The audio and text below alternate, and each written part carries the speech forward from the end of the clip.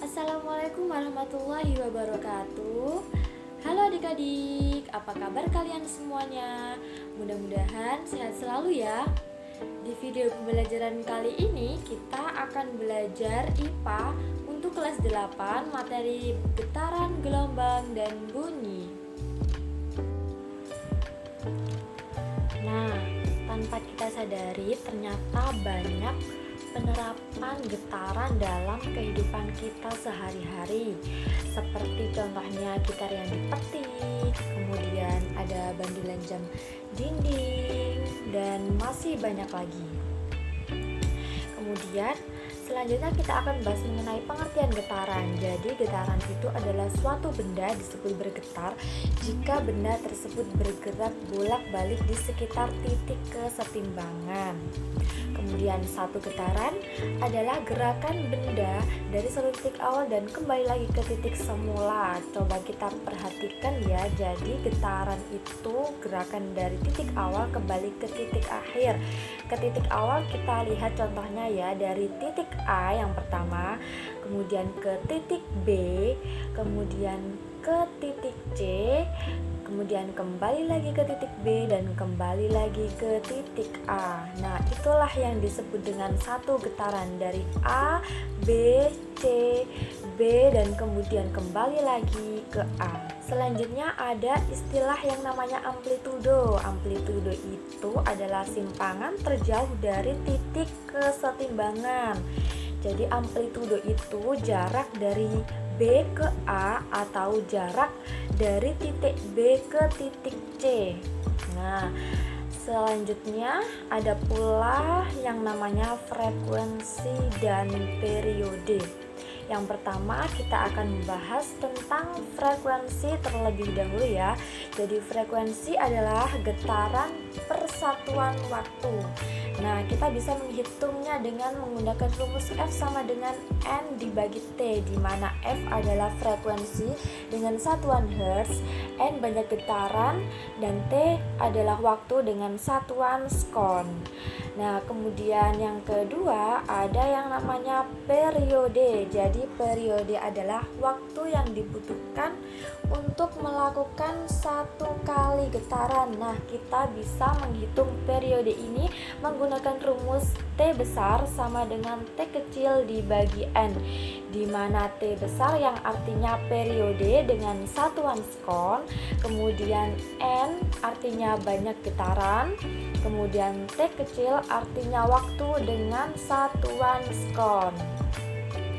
Kita kembali ke contoh soal yang pertama. Sebuah bandul bergerak sebanyak 50 getaran dalam waktu 10 sekon. Hitunglah berapa frekuensinya. Nah, diketahui N-nya sama dengan 50, kemudian T-nya sama dengan 10 sekon, dan yang ditanyakan adalah F.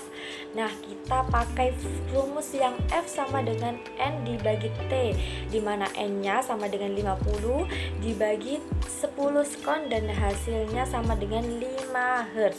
Jadi frekuensi sama dengan 5 Hz. Kemudian kita ke soal yang nomor 2, yaitu sebuah bandul bergerak dari titik A ke C dalam waktu 0,2 sekon. Hitunglah frekuensinya. Nah, ini kita lihat bandulnya dari titik A kemudian ke titik C itu sama dengan setengah getaran, karena kalau satu getaran itu akan kembali lagi ke titik semula. Nah, jadi dapat diketahui kalau titik A ke C sama dengan, jadi N-nya sama dengan setengah getaran, kemudian T-nya sama dengan 0,2 sekon. Yang ditanyakan adalah frekuensi. Kita pakai rumus frekuensi sama dengan N dibagi T, di mana N-nya sama dengan 0,5 dibagi 0,2 sama dengan 2,5 Hz. Nah, selanjutnya kita akan membahas mengenai gelombang.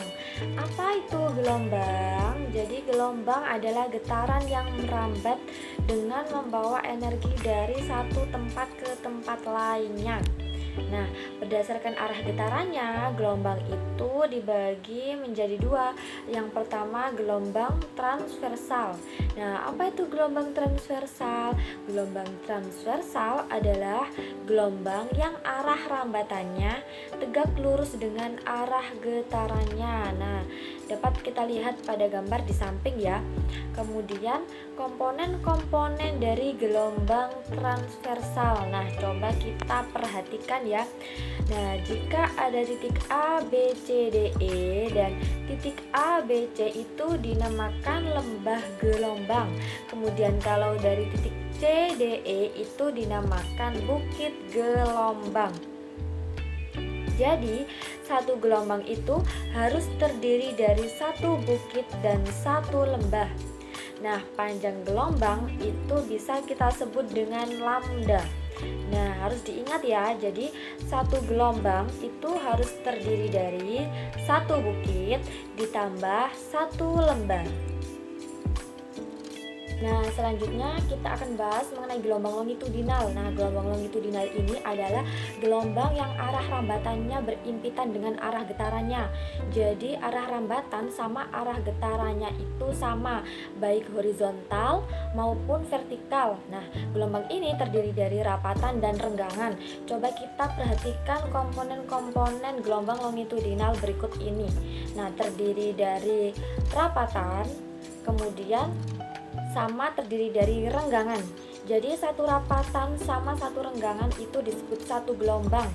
Nah, panjang satu rapatan dan renggangan itu kita sebut dengan panjang gelombang atau lambda.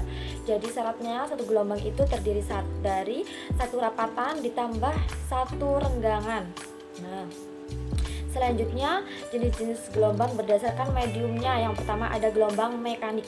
Nah, gelombang yang dalam perambatannya ini memerlukan medium. Nah, dalam kehidupan kita sehari-hari, contohnya itu ada gelombang pada air dan gelombang bunyi. Kemudian, selanjutnya yang kedua ada gelombang elektromagnetik. Nah, gelombang ini adalah gelombang yang dalam perambatannya itu tanpa memerlukan medium perantara. Jadi, pada saat perambatannya itu tidak memerlukan medium. Nah, contoh dalam kehidupan sehari-hari itu adalah gelombang cahaya matahari.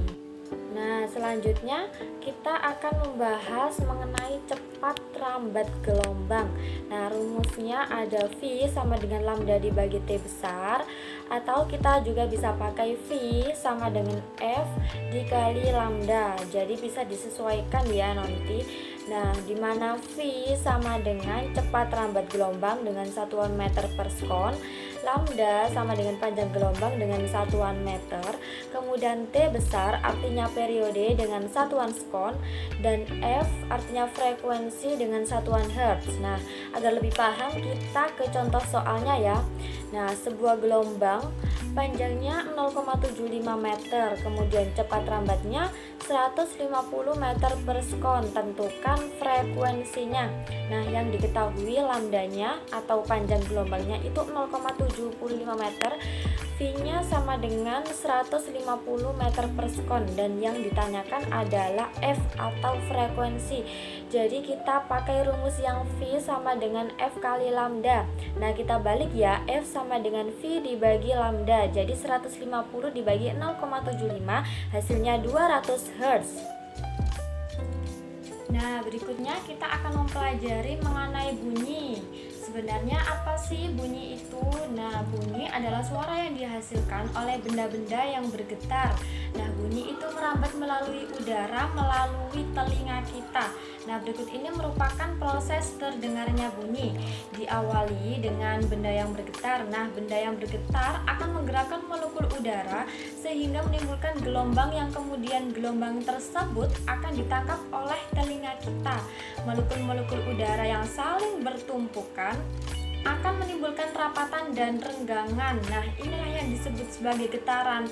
Nah, getaran tersebut akan terus merambat di udara hingga di telinga kita. Nah, itulah sebabnya mengapa daun telinga kita itu berbentuk lebar dan tipis agar mudah menangkap getaran yang datang. Nah, kemudian getaran tersebut akan bergerak di sepanjang saluran telinga hingga sampai di membran timpani atau gendang telinga.